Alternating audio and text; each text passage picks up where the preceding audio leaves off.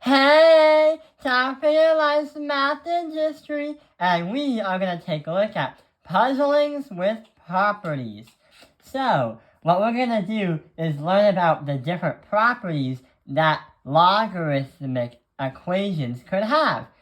This means we've been learning about what they are, how they could solve for the missing exponent, but sometimes we could actually play around with them.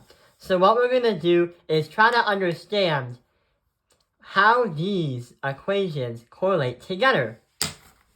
So we can't really do them by hand because logs you can't really mentally do. But yeah, you'll need a calculator.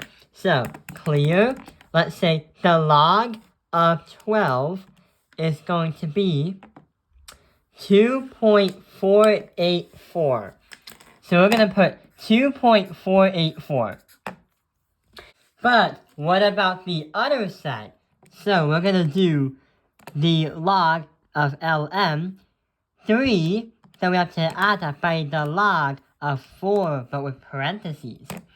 And we should get the exact same number. Let's try the one below, because how can we get the exact same number? The log of 18. Okay, so the ln of 18 should be 2.890. 2.890. But what about the other side? The ln of 6 parentheses plus the ln of 3 parentheses. And we still get the same number. What can we think about this? How can we keep getting the same number? Well, you see how there's a 3 and you see how there's a 4 right here? 3 times 4 should equal 12 right here. But if you see that there's a 6 right here and a 3 right there, 3 times 6 equals 18. So, here's one big question. What's the big idea? Since we've been multiplying and see that kind of pattern, we could say that the rule is the log of the b, not the log of the b, the log of x is going to be added by the log of y. And when you simplify it, we're going to transform that and create the log of x and y. So what we just did is we have two logarithms that are added together that are the same base, which there was supposed to be a b in the first place. Then you can say that you could get to here, that they're going to be a product, the log of x and y. Now, let's try to think of another way we can think about it. Hey, more problems! So, using a calculator, let's see what we can do.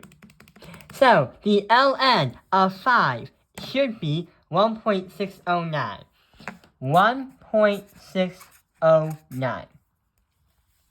What about the log of 10, parentheses, minus the log of 2? And when we do that, we still get 1.609. And they're equal. Now, let's try to do the log of 7.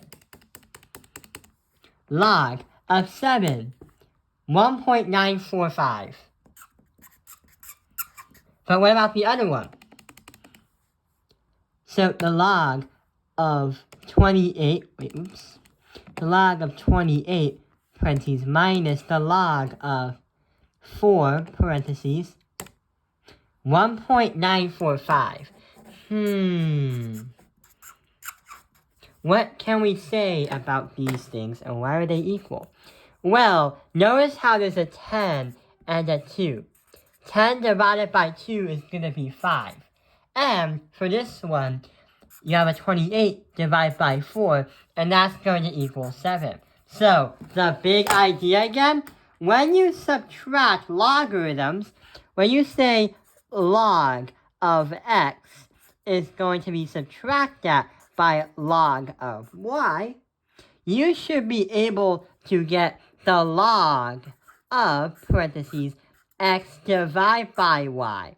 So when you're subtracting, you're literally using a divisor. Hey, guess what? When you multiply exponents, you add them when they're the same base. When you divide the exponents, you subtract them. And hang on, it's literally the opposite thing. So, we have these equations that we understand. But there is a little bit of a problem. Sometimes when you do logarithms, students might overly rely on their calculator. So here's what happens. Right behind this red folder, here is what happens. If the rule said that your button on your 3 calculator was broken and you can't use it, how can you express the logarithm of 30 without using 3 times 10? Or without using log 3 plus log 10? Well, from the rule that we said right here, well, this times that should be that, in like a nutshell, we could say the log of 15 plus the log of 2. That can work, but also the log of 5 plus the log of 6. 15 times 2 equals 30. And 6 times 5 times 6 equals 30 as well. So that could be a double check. That is how we can type it in the calculator without using the number 3 button. Hey, it's kind of like a riddle. Another thing we can take a look at is negatives and fractions. So, if you tried this on your calculator, why is log 1/2 the same as negative log to the second? Or negative log to 2? Let's try it. Log 1 divided by 2, 0.693. And if we take a look over here, the negative log of 2, the same thing. The exact same thing. So why do we think a student that does this is going to get the same results?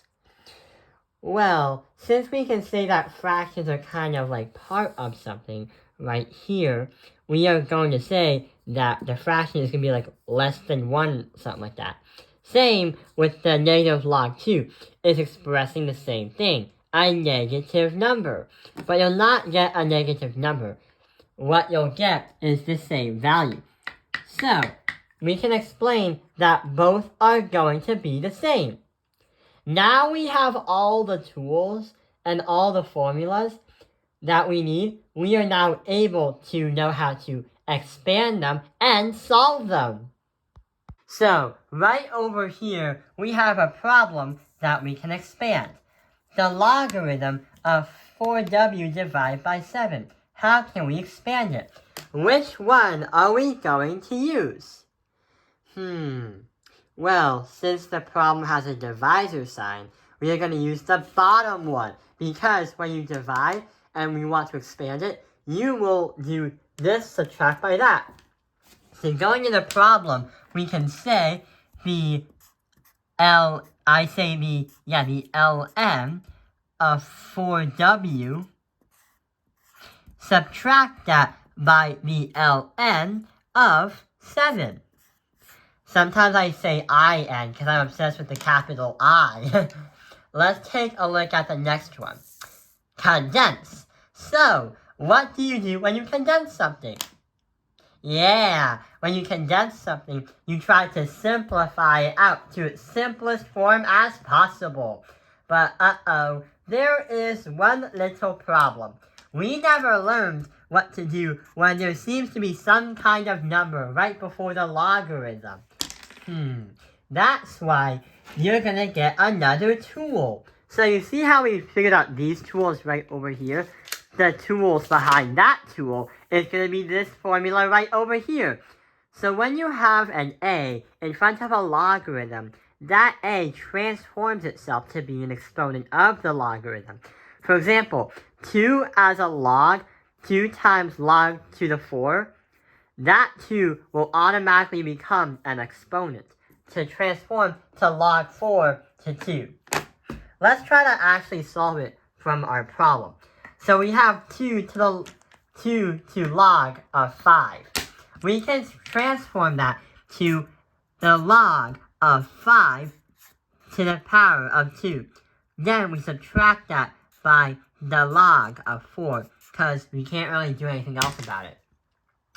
So yeah, that is how we learn about the properties with logarithms and also know how to expand and condense them.